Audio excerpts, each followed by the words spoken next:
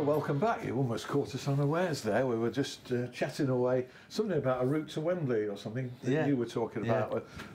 It's not one of my own, No.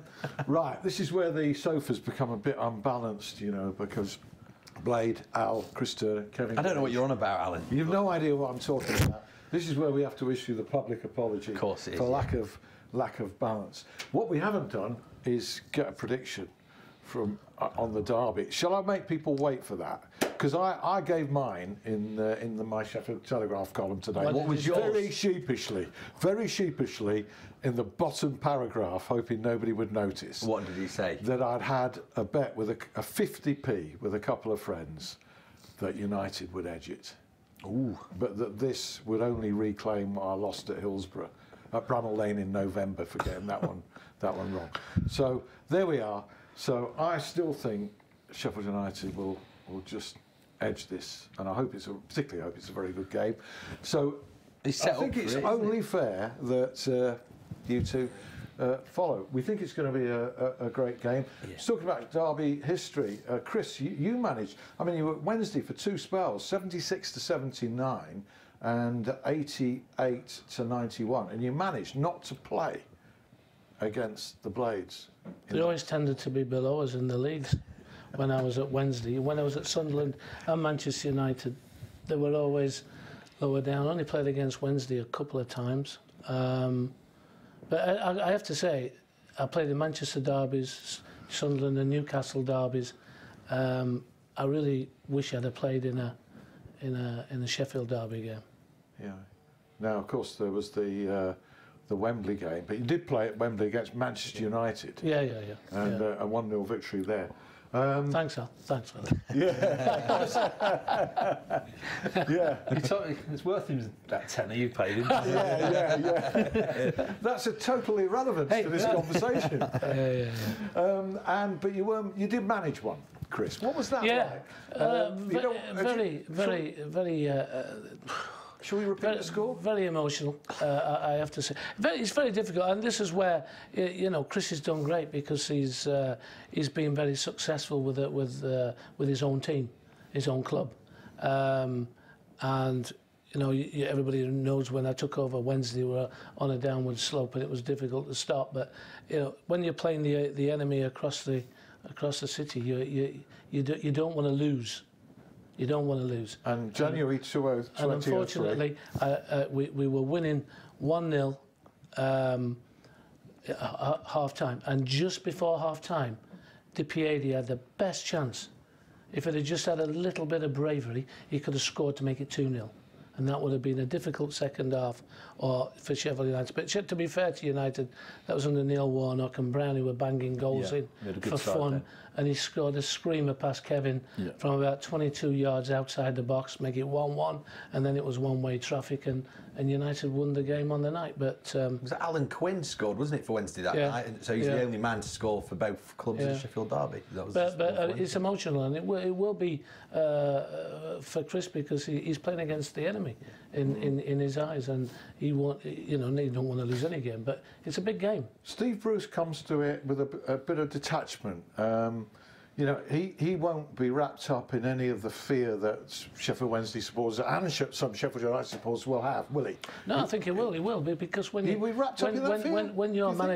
managing a team and you're playing the local rivals, you do not want to get beat. Steve will not want to get beat on Monday. I think he'll have more appreciation for it than perhaps Yossel Hukai did, and certainly Carlos Carvalhal did the first time round as well. I think that's a given, isn't it? Because for those games, Carlos was saying it's just another game to us. There's nothing that annoys fans more than that, is there? And Steve will know the importance. Steve's played in the big derbies. He's managed in Birmingham derbies with Villa and etc. etc. This is another big. It's a massive game. Yeah.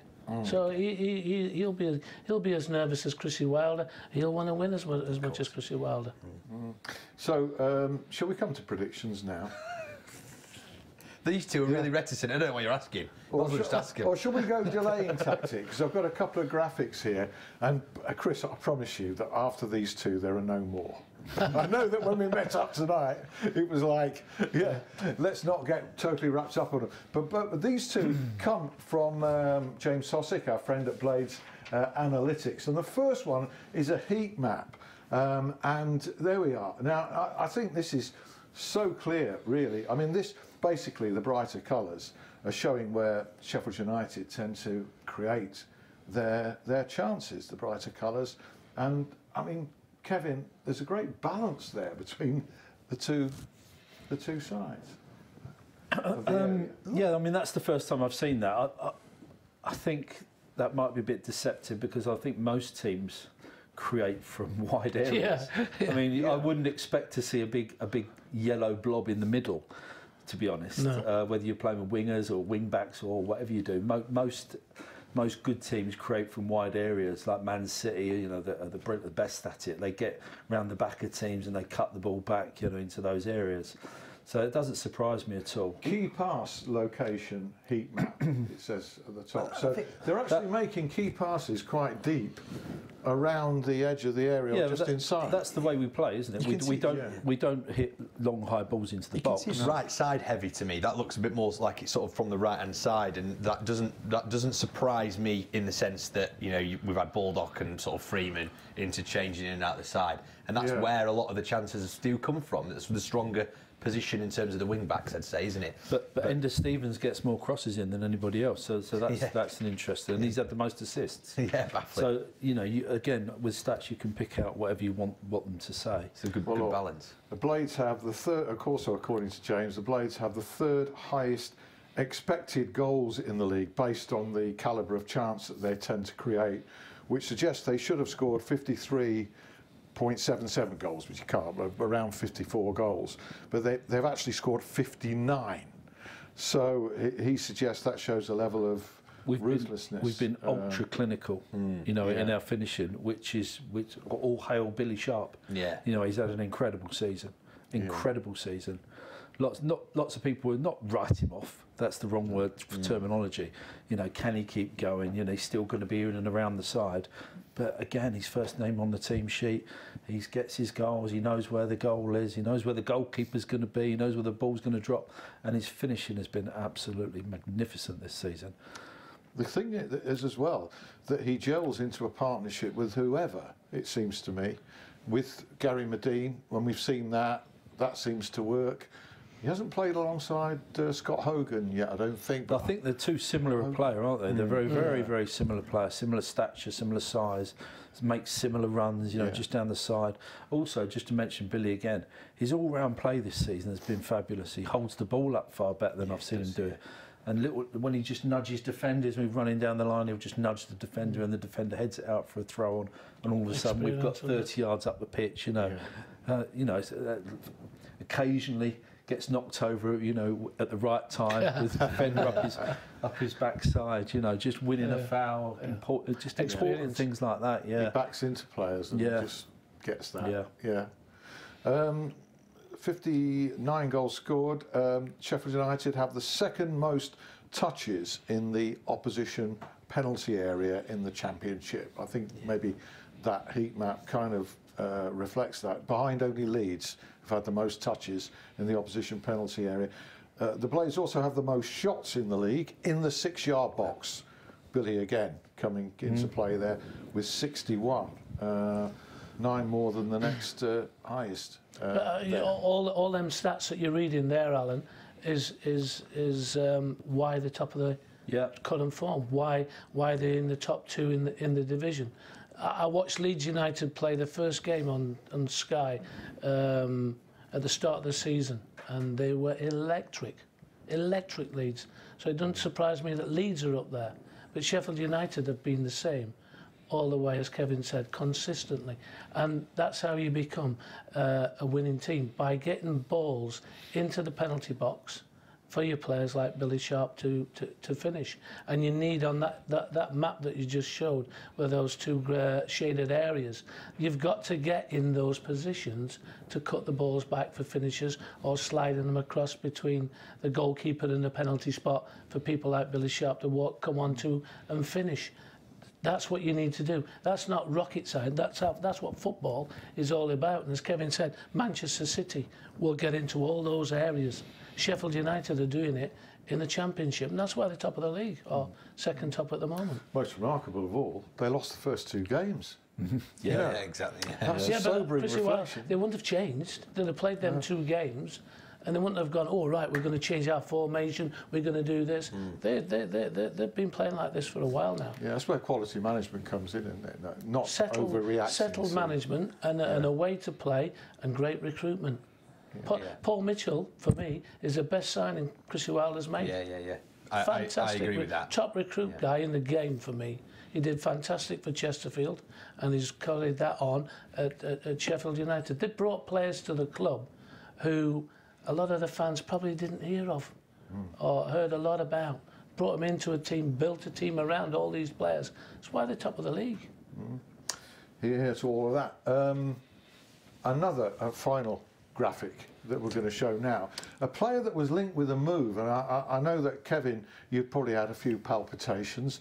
I did when I was writing my column, because when a Premier League club is linked with a player below Premier League level, you're always a bit worried, however committed that player is to the job that he's doing. And in this case, it was John Fleck being linked with West Ham. And I think for 48 hours, we did wonder at which way, because there's a derisory offer which was swatted away. But you did worry about some kind of follow-up. It didn't happen.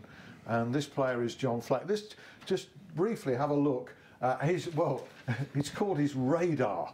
Now, if you look at this, I mean, this is basically, it needs some interpretation. I'm trying to find the right piece of paper here to explain that this shows how effective he's been. Exceptional in the build-up to goals, according to Blades Analytics. You look on the left at duels won and interceptions made, and that, you know, that's swinging so far to the left. And at the bottom, for dribbles, and to the right of the bottom where those 2 spikes are for actual contribution to goals. And he's been a real effective bundle of energy, Kevin, around the pitch. He's player of the year the last 2 seasons, which kind of says it all, doesn't it? So, that just backs up, again, what we were talking earlier, what your eyes see, but that backs up the stats behind it. I mean, you've got dribble success, or whatever that says down the bottom, or amount of dribbles, because he drives forward with the ball, and it's not quick feet or anything particularly tricky, but he will drag the ball away from players and leave them for dead, which you don't expect looking at him, because he doesn't look the quickest or the most athletic. He covers the ground, and he's hugely effective, and he's got a lovely left foot, so he balances Norwood, you know, on the left-hand side. He's on the left-hand side. And he obviously passes the ball out to O'Connor or Stevens or whoever might be playing on that left side. And he's an absolute key player for the Blades, absolutely superb Thank goodness they didn't lose him. I mentioned in Norwood, Ollie Norwood has created the 2nd most chances in the league in the Championship this season. He's behind only one player, and that's Pablo Hernandez of Leeds United. Barry Bannell is 4th on that list, which is also creditable, and he's, you know, playing great, isn't he, under Steve Bruce. What a ball for that first Fletcher goal the other night. Playing balls forward quicker, and playing it when it's on to play them. And obviously the goal against Brentford was a great through ball and a great finish. But you know, as Kevin just said, there, being the player of the year for 2 years, he's settled. He's playing in a settled team, and they're all hungry. And from our point of view, that's where Steve's got to get us into that mould next season. And you know, I think everything that they're doing at Sheffield United, you know, we've got to catch them up. We've sat back for 2.5 years, in my opinion, and done really not a lot, while United's been building and building and building, and we're behind them at the moment. The crying need was for pace, and Steve Bruce recognising that in the signing of the 2 Newcastle players on loan. Lazar, who unfortunately is out injured for the derby, and also Aaron's tricky, pacey left wing. Well, I mean, it's been crying out for pace, and we've been crying out for it, and they bring 2 or 3 players in with pace, and it's lifted the team, gets us up the field quicker, gets us into those dangerous areas, and it's no thing that we started scoring goals. Right, and just finally on the statistical front, before I bring James in with a roundup, very busy roundup, from all the centre-backs in the league, the Blades have the number 1 and the number 2 for most crosses per game in the Championship. I mean, is a surprise to absolutely no one, isn't it? It's remarkable what they achieve. I mean, this has been going on for 2 seasons now. I wrote a column for Sheffield Star 2 seasons ago when I realised what was happening, because centre halves shouldn't be overlapping. It's as simple as that. It's never happened before in the history of football, and Chris Wilder has invented this tactic, and it doesn't happen anywhere else. And teams still haven't come to terms with it. They know what's going on, but they can't do anything about it. It's very difficult. I mean, you try getting a centre half to track a centre forward to track an overlapping centre half. It's not going to happen. So you naturally create overlaps on the. This is Chris Basham and Jack O'Connell. But O'Connell signed a new contract. But now we've got Craney taking it on, and Ender Stevens taking it on. Craney's been brilliant as well since he's come in, hasn't he? They're schooled into the system, and it works brilliantly. They do it so well. Basham's created the most chances of all centre-backs in the Championship. That's not, like Kevin says, not a surprise to anybody who watches the Blades a little bit. Still to come. Predictions all round on what's going to happen on Monday at Hillsborough after you've rounded up the rest of the action. Get thinking about those lads for a minute. I hope you're not asking for mine, Alan. Sheffield Sharks. You're too biased to count. Exactly. Mine doesn't count for anything. Exactly. Sheffield Sharks, bad run of form for them at the moment. They've got a week off this week. Next game sees them at Worcester Wolves next Friday. And the Steelers, well, they've gone on a little bit of a run of form themselves. They've won 4 of their last 6 games since they sort of announced the fact that Tom Barrasso might not be staying. It's, manager turmoil. They've actually put a good run of form, but this weekend is probably their toughest weekend on the ice this season. They've got Belfast at the Arena on Saturday, Cardiff away from home on Sunday. So they are 6th in the Elite League at the moment, so a little jump up the standings for them. In Rugby Union, if you want any Six Nations fix this weekend, because there's no Six Nations fixtures, of course, Tigers host Doncaster in National 2 at Dormore. Big crowd expected for that one as well, because it's about as local derby as you're going to get, barring the 2 Sheffield clubs, of course, different divisions. And Sheffield Rugby Club, who are in National 3, they're away at Nuneaton. That's after 2 straight wins for them, and they are 2nd in that division. The Sheffield Eagles, well, we had a guest in from them a couple of weeks ago. Last time we were live here on Sheffield Live, and we're sort of previewing their big game that they had the next day against the Bradford Bulls at the Olympic Legacy Park. They actually won that one by 12 points, I think it was, in the end. Last week's game against Widnes was called off. That was because Widnes have got some financial problems, so fair play to the Eagles for that one, for sort of just postponing, not trying to claim the points, which was very noble of Mark Aston's side. But they're 2nd in the table, and they play against Batley tomorrow at the Legacy Park. If they win that, they go above Toronto with a game in hand at the top of the Championship. So great start to the Championship season for them. Big weekend of non-league football. Obviously, with the derby being on Monday, why not go and check out some of your local non-league sides? There's plenty of them around the Sheffield area. We can't mention them all because we'd be here all evening, frankly. But we usually mention Hallam. Hallam, they're 4th at the moment in their league. They've got AFC Emley on Saturday, away from home though, that one. Promotion chances still very real again this season. Elsewhere, Penistone Church, they're top of the division above Hallam. You went to watch them last night, Alan. Strange game, you said. That was how you put it? Yeah, I blame myself. They were on such a great run, and I've been promising to go there for ages. Steve Ellis's son, Steve Ellis, Sheffield Wednesday photographer of long standing, his son Ash plays for Penistone, plays in midfield. I thought he was just about best player of a disappointing night last night. Lost 1-0 to Bottisford Town. And normally you see a really attacking game full of chances at both ends in non-league, in my experience. It's quite disappointing in that respect. I'm sure the performance didn't reflect what they're doing. Well, they're top of the table at the moment, Alan, aren't they? So still, that performance must have been well below average. But a great club, very friendly, met some lovely people. There you go. There you go then. Second, sort of breathing down Penistone's necks, are Worksop Town, and they've actually got 3rd placed Yorkshire Amateur this weekend at Worksop, and it's free entry with a Blades or an Owls season ticket this Saturday. They want a big crowd to try and cheer the Tigers, as they're known, on this weekend, so you can get yourself down there. Also, Sheffield Club as well. They've sort of crept quietly about their business, picking up results here and there. They're 3rd in their table as well. They won 4-0 away at Loughborough last weekend, so big result for them. They've got Wisbech this weekend, and before you ask me, that's down in Cambridge. Cambridgeshire. Wisbech. Wisbech. All right, the pronunciation was wrong, but the location was right. Dear me. Green Hill, same thing, isn't it? Sheffield United ladies as well. Kevin will be able to tell you about them. They've got Palace a week on Sunday, haven't they? No, weekend off for them. International break, yeah. International break, of course. It is She Believes Cup as well. England picking up that result last night against Brazil in Philadelphia, 2-1. And there's a game going on Monday as well, we should talk about. So, I've got both the Sheffield Club's women's managers coming in together in a few weeks' time. Something to look forward to. There'll be a major sort of ex-Owl coming in next week, who's involved in the game locally, and the following week there'll be a major figure at Sheffield United in the studio as well. So we do like to keep balance. Was hammered by somebody just recently saying it's become a very biased show towards Sheffield Wednesday. Well, you know, both sets of fans say it though, Alan. That's the best they both say sign it, so it's got to be right. We've got to be fair, haven't we? Right, there's 3 minutes left. Chris, result on Monday. The result on Monday, I mean, that's why we love the game of football, because you can never predict, and predictions are mostly untrue. If you go on current form guide, you know who you'd expect to win the game. But I feel on Monday, if the players play with that passion that they can play with, and the uplift that's happened over the last 4 to 6 weeks, I'm going to go 2-1 Sheffield Wednesday.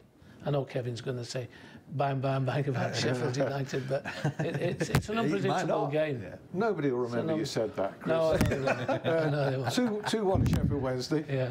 Gagey. Well, I'm going to go completely the other way, surprise.